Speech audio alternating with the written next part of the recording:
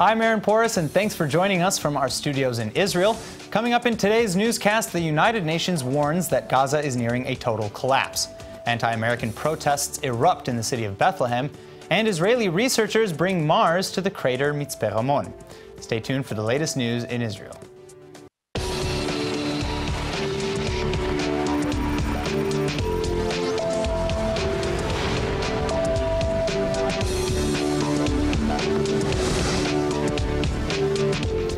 IDF soldiers have just thwarted what appears to be a terror attack against Israelis in the West Bank. A Palestinian suspect was arrested outside the Jewish community of Negohot near Hebron. He was wearing a military-style jacket and had a knife as well as a map of the community on his person at the time. The army says that the suspect was planning to carry out either one or multiple terror attacks, and everything has been transferred for further questioning. This arrest mirrors two similar incidents over the last 7 days. 3 days ago, Palestinian suspects wearing mock IDF uniforms were arrested trying to enter the Jewish community of Itamar.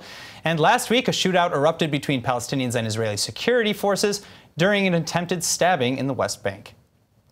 Now, following the Trump administration's controversial decision to slash nearly half of its aid to the UN's Agency for Palestinian Refugees, the United Nations warns that Gaza may be nearing a fatal total systems crash. An emergency meeting of international donors is now gathering to address the crisis, and Israel will offer a $1 billion plan to help Gaza, one that would be funded completely overseas. كانت خدمات الأونروا بالبداية كتير منيحة. كانوا يعني يعطونا أعاشة، يعطونا يحكمونا منيح، يعطونا أدوية، يدخلونا مستشفى، كانت الطبابة كتير منيحة. بس هلا يعني بهال يعني انقطاع الدول المانحة عن الفلسطينية هلا يعني وضعنا احنا كمان بالمرة بالمخيمات. International leaders have warned the United States that the aid cuts to UNRWA may have deadly consequences for millions of Palestinian refugees worldwide, including those in Lebanon, Syria, Jordan, and Gaza. Yesterday, aid workers, doctors, and teachers boycotted throughout the Strip amidst growing tensions in the wake of the aid deficit. And where what is at stake is the access, as I said, of 500,000 boys and girls to education at a very time when everybody is concerned about further risks of radicalization in the Middle East. Foreign nations have recommitted new dollars to help fill the gap, but the United Nations envoy in Gaza warns that at this rate it may be too little too late. Israel is proposing today a plan to completely overhaul Gaza's infrastructure and reverse the humanitarian crisis. The pitch includes ambitious projects like new desalination plants, electric lines, and a completely new gas pipeline, which is why the cost of the proposal is roughly $1 billion. Israel has offered its first-hand know-how of the territory as well as its expertise in technology to help bring this project to life, but says it will not finance any of it, leaving the funding purely in the hands of overseas donors. Jewish Home Party leader and Security Cabinet Minister Naftali Bennett addressed the Institute for National Security Studies conference in Tel Aviv today to discuss his new octopus doctrine that aims to cut the legs out from under the hardline Iranian regime. Well, joining me now in the studio to break this doctrine down is Dr. Danny Orbach, who is a military historian from the Department of Asian Studies at the Hebrew University of Jerusalem. Thank you very much for joining us. Thank you for hosting me. All right, so my first question to you is, you were at the conference this morning. What are the main points that you understood from the octopus doctrine? The octopus doctrine is an ominous name, first of all. It really is. Definitely. It really is. The idea is as follows. When the next war will come, according to Bennett, we should hit the head of the octopus, which is Iran. Right. Iran, he says, is sending terrorist groups and funding for terrorist groups all over the region. But they know they are safe.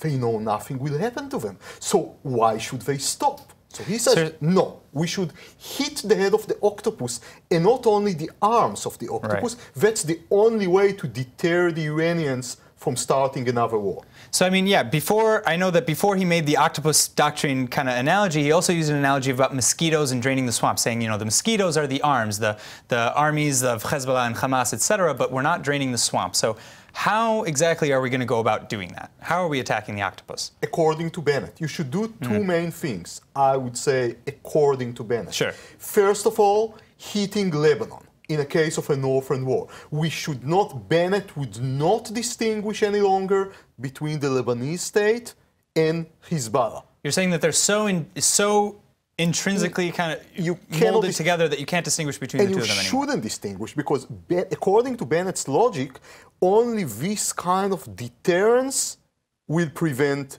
a second war, another war, and hitting Iran to deter the Iranian. No safety to no part of the octopus. That's the best way to sum it up. So what do you think the effect of this will be on Iran? I mean, how are we going to go about doing this? Because it's easier said than done. It's definitely easier said than done. I think the logic is understandable, and I explained Bennett's logic just now. Sure. But there are also problems. You cannot start a total war with Iran and expect your enemy to lead a limited war. Iran has military force as well. They have rockets. They don't use them against Israel now. They use proxies. If we hit the head of the octopus will hit us as well. Well, so I'm glad you brought that up, because I understand that Bennett also brought up this idea of how the Iranian forces doesn't really have a taste for losing its own men, which is why it uses proxies. So if we were to engage Iran directly, on the field of battle, you could say, would that remove a taste, a taste for fighting Israel? Maybe. There is such an option, but I would say that one of the biggest fallacies in military history generally is to take the most optimistic scenario and to assume that that will be the case. Maybe they won't lose their taste for battle. Maybe they will use their full force, and then, in such a case, the Israeli public may have to suffer unimaginable consequences. This is a very, very dangerous gamble, and this is a gamble on the lives of Israeli civilians. This is a highly dangerous game. So, okay, so short answer, do you think that the plan will work? I think it's a gamble. I think it could work. I think it could be disastrous as well. I'm not sure I would take the chance. All right, Dr. Daniel Auerbach, thank you so much for joining us today. Thank you very much. All right, now as we've seen in Gaza, Palestinian unrest against the United States has soared to a fever pitch in the West Bank as well. The budget cuts to UNRWA on top of Trump's bombshell Jerusalem decision have stoked rage to a near unprecedented high. Well, now a group of Palestinian protesters has just invaded a meeting in Bethlehem organized by the United States consulate, bringing the gathering to a grinding halt. At TV's Brett Allen Smith is here with the story. Brett, thanks for joining us. You're here from Jerusalem as well. Glad to be here. Well, first of all, what I'd say about this is that it kind of looks like the nightmare scenario we're kind of all worried about, which is that anger against President Trump from the Palestinians could be spilling onto not just American efforts and agencies in the West Bank, but also just American presence and people in general. I mean, tourists, activists, you name it. Sure. And that's kind of what we're all really worried about happening out of this. I see. So now I understand that there were Americans also present at this meeting. Did it spread to violence, or was it just a protest? Look, I've seen the video footage, and you'll see it shortly in the report. But what I'd say is that, I think it was more just kind of a shock to have this kind of more ordinary, maybe even mundane business gathering, which was hosted by the U.S. consulate, bombarded by what then became a political event. So, the American lecturer there, he was escorted out, he's fine, totally safe, everyone's safe. But really it's that atmosphere of do Americans and are Americans going to feel safe in the West Bank that's really at stake here, as you'll see now in the report. The meeting, coordinated by the American consulate in Jerusalem, was originally intended as a workshop for Palestinian marketing groups, but it soon became the scene of a tense political standoff. اليوم في اجتماع كان في الغرفة التجارية للأمريكان، واحنا هاي فتوح تجارية بالسياسة الأمريكية في المنطقة لسياسة نقل السفارة الأمريكية للقدس. سنبقى الشعب الفلسطيني عاصمته الأبدية. The American lecturer quickly fled when the small mob's intention became clear. Though escorted by consular personnel and Palestinian security guards, his car was slightly damaged during the escape. This act demonstrates the mounting unwillingness of Palestinians to trust the United States at all in the wake of controversial shifts in U.S. foreign policy spearheaded by U.S. President Donald Trump. International leaders have warned that Trump's decisions regarding Israel and the Palestinians may spiral the already tense region into further violence. Indeed, the winds of violence certainly seem stronger than ever.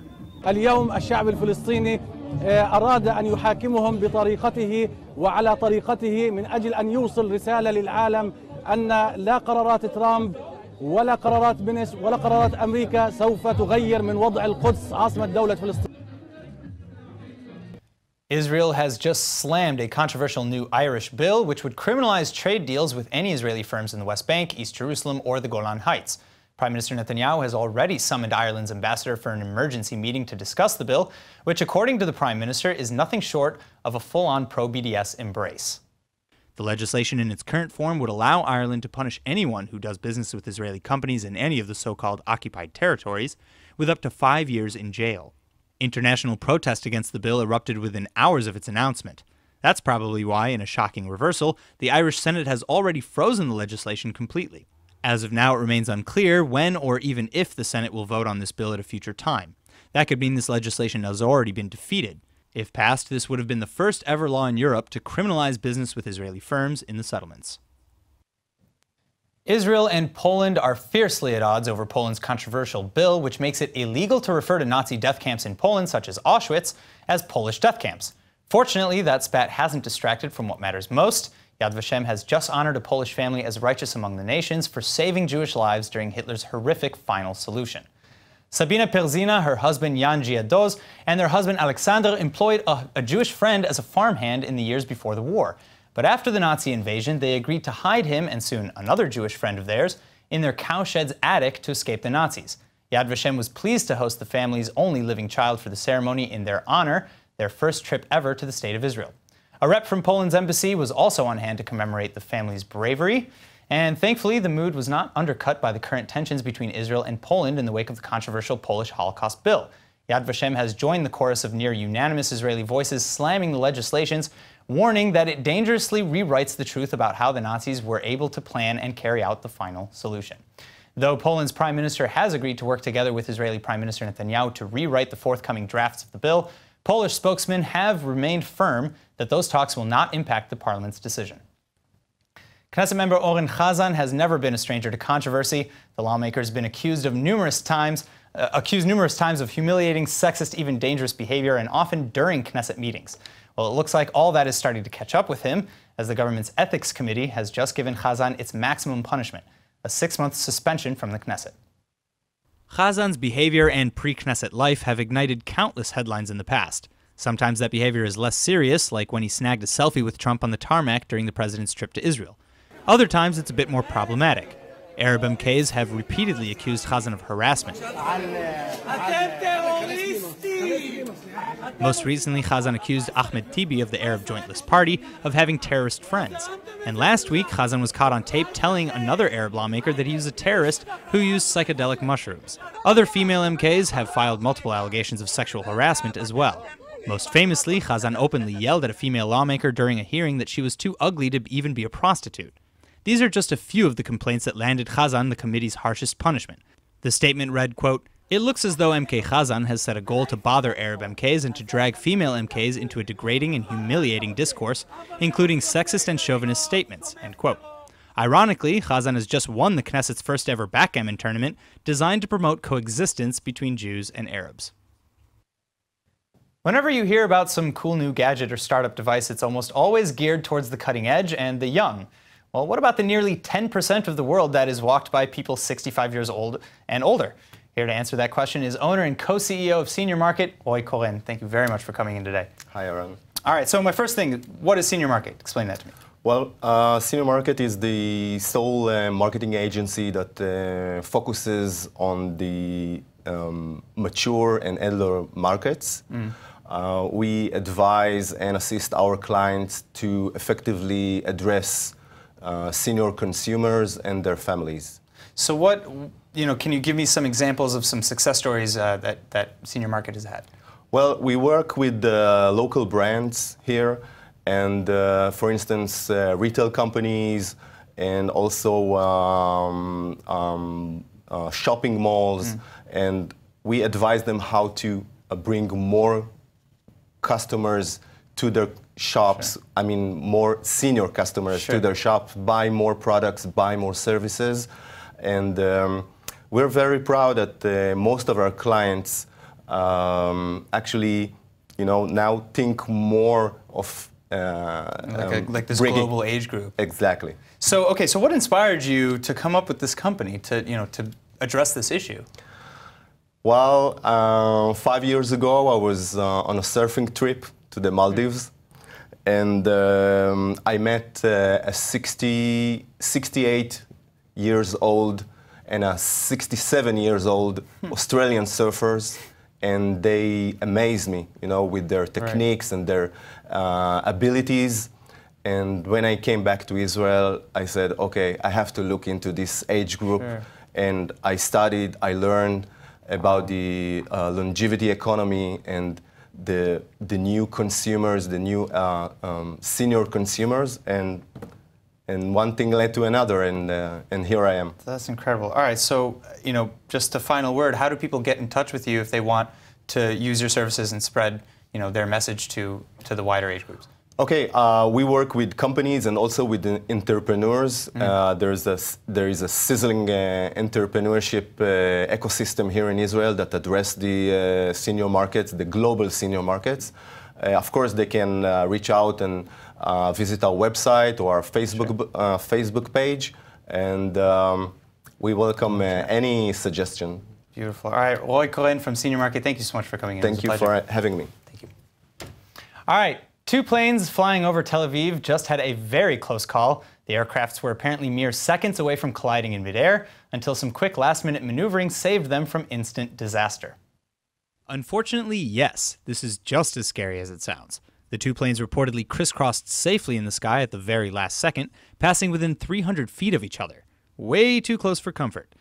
It all started when a United Nations utility plane flying out of Tel Aviv strayed off of its flight path, wandering into the path of a 757 FedEx plane, which was coming in for a landing at Ben Gurion Airport. By the time anyone realized what was happening, the 2 planes were already less than 5 seconds from imminent disaster. Thankfully, the FedEx pilot literally saw the tragedy approaching and banked the plane hard to avert collision. That's not an easy feat when you're coming in for a landing, and especially not when the 2 planes are flying at a combined speed of 430 miles per hour. Investigators are still trying to figure out why the first aircraft strayed off of its pre-approved flight course. Needless to say, that's probably a flight none of the passengers or pilots will ever forget. Now, our hearts were shattered last month when pop star Lorde canceled her Tel Aviv concert, giving in to BDS pressures to boycott the state of Israel. Well, now, a couple of Israeli fans are trying to turn that heartache into big bucks. In a historic first, they're suing the activists from New Zealand who allegedly convinced Lorde to drop the gig in the first place. The lawsuit, filed against native New Zealanders Justine Zaks and Nadia Abu Shanab, argues that Lorde was completely amped about her upcoming show in Tel Aviv this summer. That is, until the defendants wrote an open letter to her on Twitter demanding that she join the artistic boycott of Israel, prompting Lorde to hit the pause button. After Lorde ultimately canceled that concert mere days later, 3 Israeli fans who'd bought their tickets for the show were more than just bummed. They've now filed a civil suit demanding $13,000 from the New Zealand BDS activists. And it may not seem like it on paper, but this is actually a historic lawsuit that could redefine BDS law in Israel. That's because it's the first civil lawsuit demanding damages that relates to the state's current BDS laws, which means that the outcome could very well open the floodgates for all kinds of future incidents connected to the boycott. Israeli archaeologists have just announced an awesome new find. Perfectly suited for the Tu B'Shvat holiday today, archaeological teams have now revealed an ancient system of pools and structures in the Jerusalem area, as well as one of the oldest coins ever found in the region. These exciting discoveries date back to the First Temple period between the 4th and 6th centuries, and historians are most excited by the large, incredibly preserved pools, which they now believe was at the center of a much larger complex facing a church. The teams are still trying to figure out what the ancient pools would have been used for exactly, but most likely it was used for Byzantine-era irrigation, washing, or even baptism ceremonies. What's more, the channels all drain into another amazing find, a Nymphian fountain, the very first ever discovered in Israel. A rare silver coin dating back over 2,000 years is also igniting all kinds of historical speculation, and this is most likely the oldest of its kind ever discovered in the Jerusalem area. Finally, this excavation worked to restore the structures back to working condition to get the water flowing again. That's why the Parks Authority has just held a tree planting ceremony at this newly renovated spring, just in time for Tu B'Shvat. Artwork is amazing because it tells a story, and often that story is reflective of the real world. Well, now a new exhibition at Hechel Shlomo, the Jewish Heritage Center in Jerusalem, shows exactly how art and history are related. And joining me in the studio with more is curator for the This Is Possible exhibition, Adi Yuketieli. Thank you very much for coming in. Thank you. All right, now, Adi, tell me about this exhibition, how it got started, and where the name came from. About a year ago, I curated a show in Faram Art Center of young Arab artists, women artists, only women artists. All right. And the Museum of Echad Shlomo, which saw this exhibition, thought it would be a very fresh new thing to do, to actually show that kind of work in a religious museum in Jerusalem. So to make things more interesting, we added also artwork of secular Jewish women and Orthodox Jewish women. And with all these faces all together, I created an exhibition that combines these pieces into groups of pieces with the collection of the museum. So it creates a very, very unique conversation in terms of Judaism, in terms of religion, in terms of interaction. Yeah, I mean, I'm looking at these pictures and they're hypnotic. They're, you know, you just have these beautiful artworks intertwined so seamlessly. You can't really even tell what the artwork and what the historical artifact is. Yes. So, yes. So my question, you know, first of all, why only female artists? Well, I think the first exhibition started, they were always underexposed in terms of their opportunities to show their work, and I thought that actually to take to locate and choose some of the younger ones and to get to support their careers will be a good thing. And I thought that, and when I met them, I thought they were very open and very interesting. So I thought it would be interesting to do these first steps to create an interaction between them. Wow. Later in this exhibition, after this exhibition is going to be there for almost a year. Oh, wow. We hope it will travel to Jewish museums and other places in the world later on. But part of the plan is to start doing workshops of all the artists of the different faiths together, that they will collaborate on painting on the same paintings as a second stage of this project. All right, well, you know, one of my last questions is kind of one of my favorites. You know, what is your favorite pairing, one of your favorite pairings? I don't think there's a favorite pairing. I think they each create a story, and the viewer also, there's text in each of the pieces that there are suggestive kind of texts. They don't explain it. So every viewer, when they come there, they could bring their own experience and interact with one clump of artwork, and then next time we'll go to examine a different one. Wow, that's incredible. Adia Kutieli, the curator for This Is Possible, thank you so much for coming in. And for all of you watching at home, if you're interested in seeing the show, again, it's at Echad Shlomo, the Jewish Heritage Center in Jerusalem. It's open Sunday through Thursday from 10 to 4, 10 to 6 on Tuesdays. Again, thank you so much for coming in. Thank you so much. All right. Now, ever wondered what life would be like on Mars? Well, 6 Israeli astronauts are about to find out, and thankfully without having to travel tens of millions of miles to do it. Instead, they'll be living in an incredible new research facility right here in Israel's Negev desert, where the dry surroundings, total isolation, and rocky red terrain will give them a revolutionary experience that is not of this world. Mostly. This is the first ever extraterrestrial simulation and center of its kind here in the Holy Land. The 6 astronauts will live inside and conduct scientific tests in and around it, simulating what the routine would be like on Mars. Yes, they'll even wear spacesuits the whole time. The simulation will even reenact Mars's rare planetary phenomena, including the radio blackout periods, when the sun interrupts transmissions from Earth to the red planet. The research center is almost fully built now, very close to Mitzpe Ramon, which, as you can see here, definitely has an uncanny Mars-like feel to it. That's also why the 6 astronauts assigned to the project have been dubbed the Ramonats. But what space mission would be complete without awesome spacesuits? World-renowned Israeli designer Alon Livni, who's done wardrobes for Lady Gaga, Kim Kardashian, and Beyoncé, has dreamed up these awesome sci-fi suits, but they're not just for style. Livni made them alongside scientists at the Israel Space Agency, which means they're fully functional, too. And now for our Hebrew word of the day. Today is Tu B'Shvat, the Jewish holiday where we celebrate the first day of harvesting fruit from the tree. And that's why today's word is pri, meaning a fruit. Now, Tu B'Shvat, aka Israeli Arbor Day, aka the New Year of the Trees, is celebrated here in Israel as a sort of ecological awareness day. It's marked by planting trees and eating of their perot, the plural for fruit. In fact, it's thanks to holidays like this one that Israel typically has a net increase in the number of trees every year. And if you've got a sweet tooth, even better, because the menu includes fresh perot, which grow locally. I'm talking figs, dates, raisins, carobs, oranges, avocados, bananas, pomegranates, olives, almonds, and so much more. So Chag Sameach and enjoy your pri. Now let's go ahead and take a look at the weather forecast. Tonight should be clear to partly cloudy with a rise in temperatures to a low of about 47 or 8 degrees Celsius.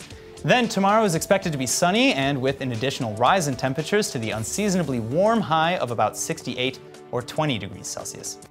All right, that's it for today's news. Today's exchange rate is 3.41 shekels to the American dollar. Remember to sign up for our daily newsletter at iltv.tv, and don't forget to follow us on Facebook at Israel English News, and of course on Twitter at ILTV News. I'm Aaron Porras, and thank you for watching.